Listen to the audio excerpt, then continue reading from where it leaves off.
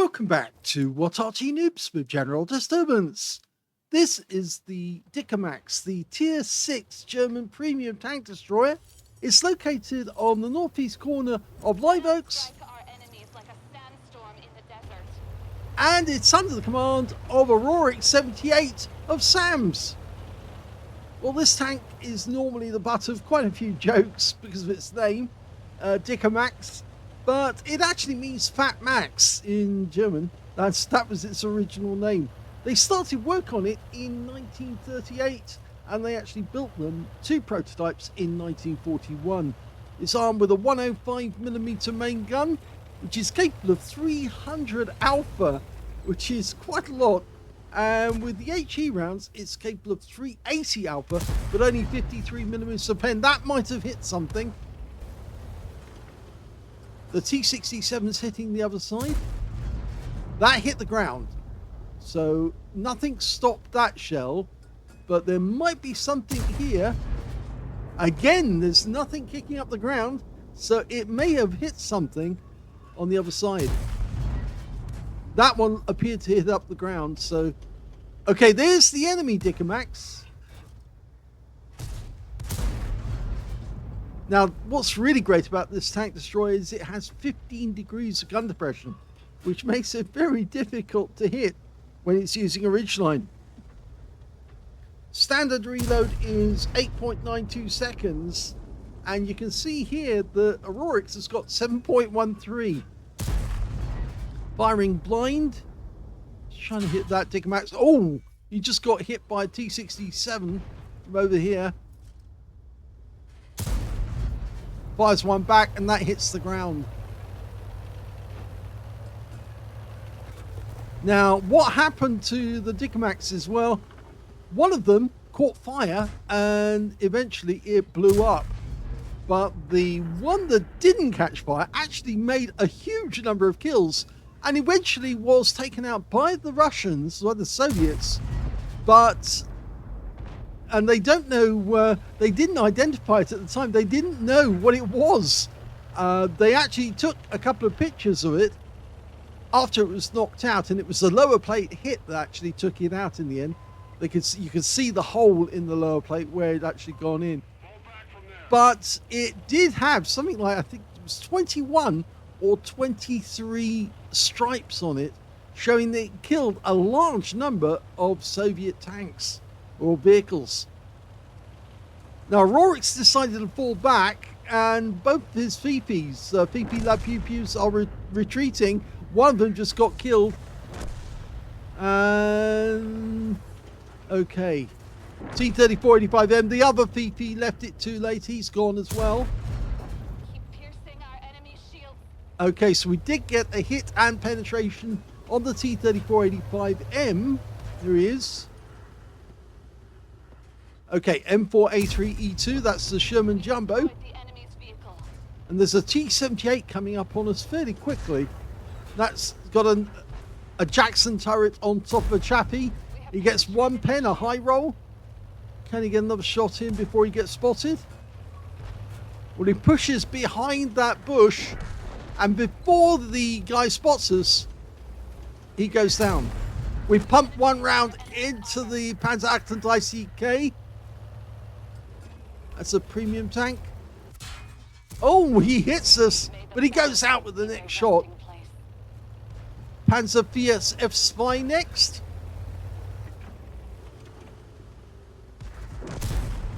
Their armor is damaged.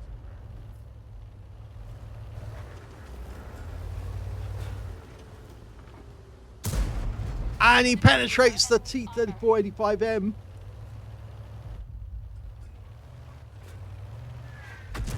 It appears the enemy knows where we are now.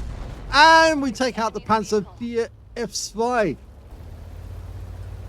So he's up to 3 kills now, Aurorik. And the Arty's, yeah, definitely giving him some punishment. And he bounces one off the T-3485M. And we take an 185, or an 85mm, but we took down the T-34. Now, the reason why these Arty shells are coming in so rapidly is they're all French. And all 105mm, so they've all got a fast fire rate. And They're definitely trying to hammer him. Of course, they've lost sight of him now. They're just firing along his track, hoping that they might get one in.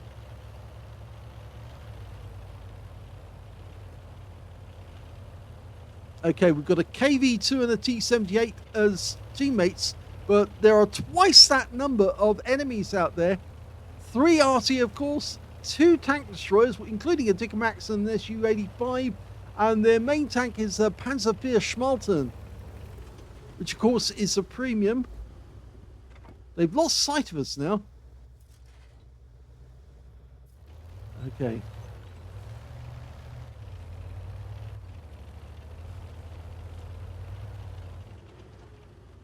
Well, he's gone undercover, but I think the enemy could probably shoot underneath that railway wagon. And he's asked the T-78 to spot for him. And he could do that. The KV-2 could cover the cap area.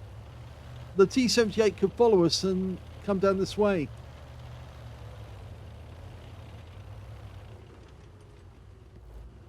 No sign yet.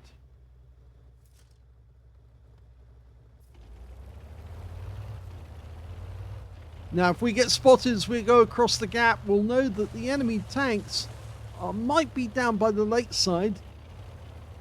But we haven't been spotted, and it could be that because they couldn't see us fire, that's obviously the thing that would give us away. And there's one of the Fifis. Okay, now this is where he could use the gun depression. Enemy Arty is going to be dialing in on him right now. So he needs to be careful. There's the first shot coming in. I think he should be pushing forward to get...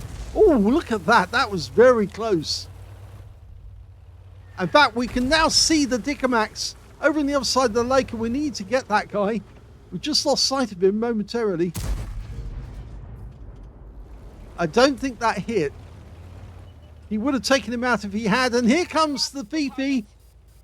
He must get a shot on target. He does. It's a big hit. And he managed to drive past him because he is faster than the Fifi. And he does get the kill. But he needs to pull back behind this bridge support. Oh. The enemy Dickermax was aiming as he was about to shoot at the Fifi. He got the Fifi, but the Dickermax got him. And Aurorik says, "Are you guys going to help or what?" Well, I can understand it actually. If the T-78 had joined him earlier, I think it would have been much easier to kill that first Fifi. And he should have actually driven forward to use his gun depression to take out that Fifi. He would have been able to do it with at least 2 shots. In fact, he could have done it with 1, I think. If he'd aimed for the gun shield, he would have taken him out with the first shot. Okay, the T-78, as I mentioned before, is a Jackson turret on top of a Chaffee tank, so it's reasonably fast. And I'm pretty sure that Aurorik78 does have one of these. It is a premium. They're actually quite good.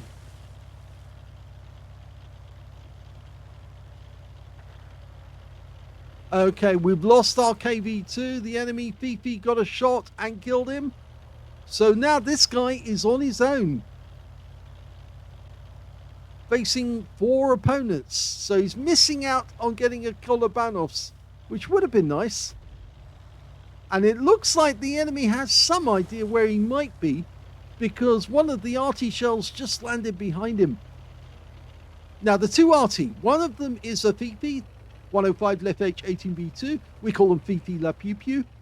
And the other one is an AMX-13AM. Now that's a post-war Arty, but it's still got a 105mm main gun.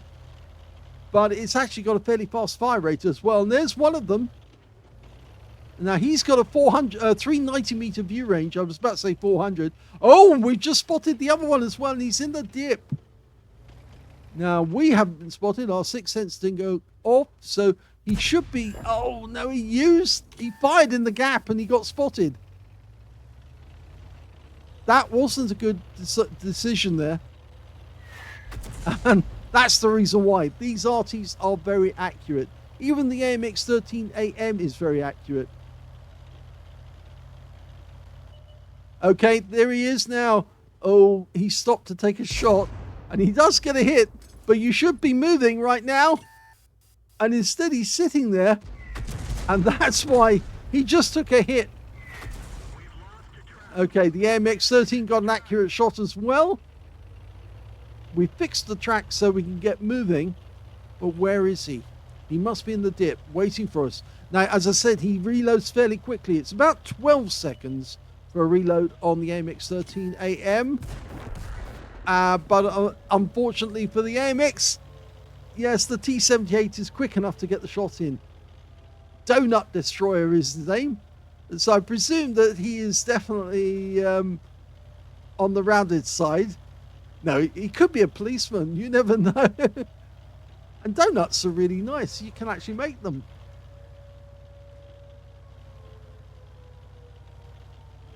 Well, they're capping. Only one in the cap, though. The worry is that two of them gets into the cap, and then obviously they're going to cap out fairly quickly.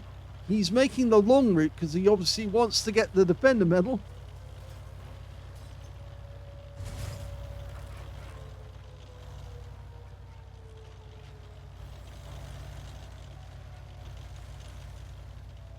It's got a pair of Cadillac engines, the T78. It's got the same hexagonal front plate that you find on Chappies. There you go. The drive box is just underneath that.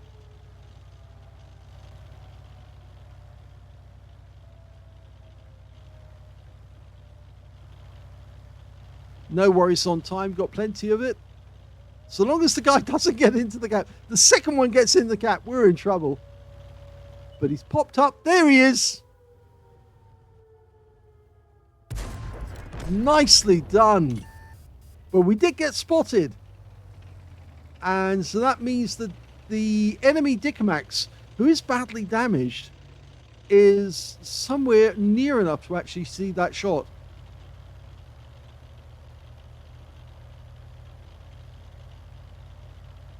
Turret traverse is not very quick, but then it is a big heavy gun.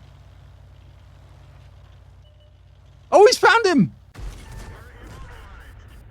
Well, he was lucky there because that Dicamax tracked him, but he couldn't get an accurate hit in to take him out, and that means they won the game.